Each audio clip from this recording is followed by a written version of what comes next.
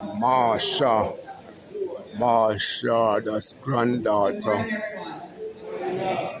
Okay, I will be reading the touch unfortunately, he could not make it as he's in ceremony, so I really wanted to share his thoughts with you today. I sincerely regret not being able to attend in person to celebrate with you the life of my grandmother, Mrs. Bernice Wilson, or as she is more fondly known by all who knew her, Dole or Miss Birdie. As we mourn the loss of a beautiful soul, whom we all love dearly, allow me to share a few words with you about her, which will tell you who she was in my eyes, how she shaped me as an individual, and what I believe my grandma would want for a family. It is one of the unfortunate aspects of migrating to a faraway country. Before I left Jamaica 11 years ago to start my own family in a country 5,190 miles away from my home, I never truly understood all the consequences of that decision. As the days went by and weeks became months and months became years, I realized what a barrier that distance was and how much I had lost with that move. The closest contact to family and friends, which I took for granted, dissipated. In its place remains only the less fulfilling connection provided by our global communications network, the internet. Texting and calling, however, are no substitutes for an embrace, the warmth of a person's hand, seeing someone smile up close, or hearing their laughter. Not a facsimile of those things echoed through the speaker of a cell phone and displayed on an LED screen, but experiences you can only have through real physical interaction. If I had truly thought the matter through in my youth and realized that leaving Jamaica would mean severing that close bond with my grandma and all my loved ones, how would I have decided? Even then, it was not an easy choice, but one made for the sake of beginning a new family. These are the things one does when in love. Grandma was blessed with a long life and generations of descendants. She lived to experience her 99th birthday, and the occasion was marked in company of children, grandchildren, great-grandchildren, and other relatives. Yet nothing can prepare anyone for this devastating transition, which is a part of the natural scheme of things. Yes, she was 99 years old, but we all would have wished for 2 more decades. This is how much we loved her. As I awoke on Tuesday, the 23rd of July, 2024, Monday evening in Jamaica, and learned that Grandma had left this mortal realm, my heart was filled with an indescribable despair.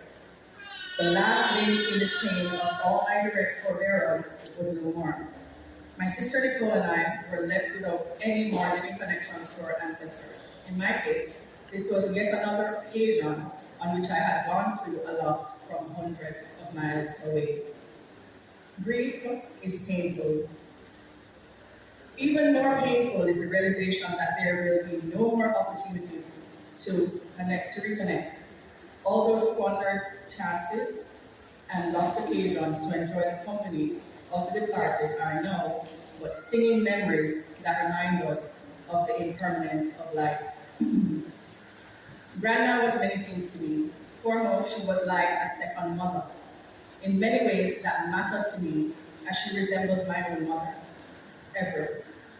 Perhaps I should say it the other way around. My mother drew her strength from Miss Birdie, and ever was in many ways like her. Grandma loved her family. She demonstrated this in her way of being and how she treated me and others. Miss Birdie was the embodiment of the ideals of motherhood. She was kind, jovial, selfless, empathetic, altruistic, and loving. Like any good mother, she was always there for her offspring. Grandma was my foundation. She was like a force of nature, like the pull of gravity, keeping us like the planets in orbit. She was my sun, brightening my life in the darkest periods of my existence. She herself went through an inordinate amount of sorrow in her own life. Not one or two, but 3 daughters were taken from her by the callous caprices of fate. What my sister and I had gone through was little compared to what she endured.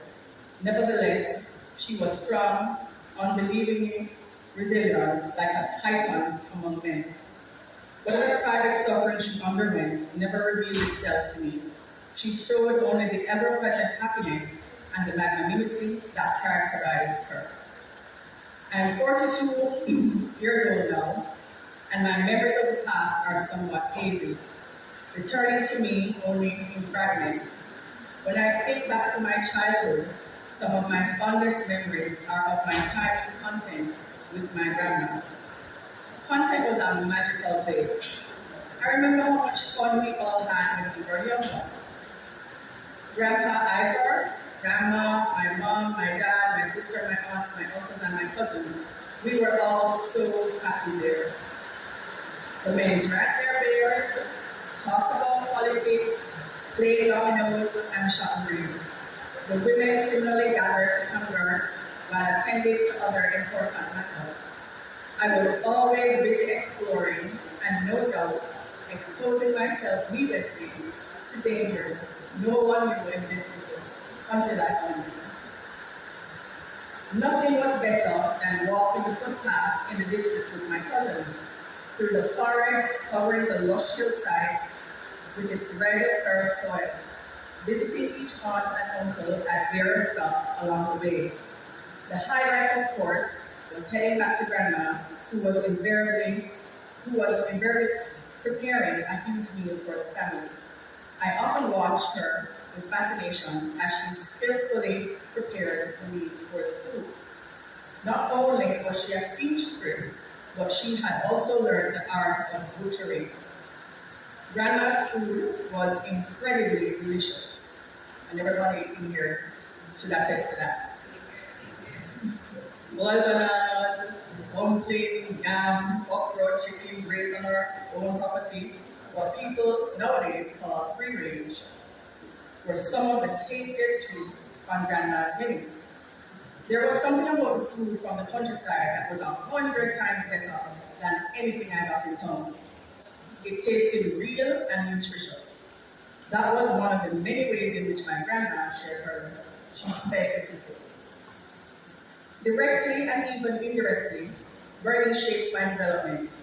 The values she imparted to my mother were also passed on to me. When my mother passed away, Grandma and I spent a lot more time together. I cherished those opportunities to talk with her about life, current events, and anything else which was on my mind. One of her favorite topics was religion. We didn't always eye to eye on the subject, but her ability to recall the Bible verses were amazing. One of the many she quoted to me verbatim that stuck in my mind was Psalm 14, verse 1. The fool has said, in his heart, there is no God. Spirituality was important to Grandma. Christianity was at the root of the moral system she shared with us. In her later years, this spirituality became even more pronounced, but it had always been there. Reflecting on who Grandma was and all the attributes that defined her as a person, I can't help but think about what she would want for us, those who carry on after she has gone. She took exceptional pride in her family and poured every ounce of her being into making us happy. That spirit of caring is what she would want to live on in us. Let us honor her by aspiring to those ideals which she held dear. Let us adhere to the moral standards of our faith. Let us be affectionate and considerate towards each other. Let us be the glue that binds and the voices that promote unity. For that was who Miss Birdie was. A good person, a strong person, a positive person, and a person of faith. In the face of Grandma's passing, I console myself with a thought that may sound commonplace, but is true no matter how many times it is said. She lives on in each of us. In her 99 years on this earth, she touched countless lives who have gone on to affect countless more. Though she may not be around anymore, to hear me say this to her one more time, let me close by saying, Grandma, I love you now and always.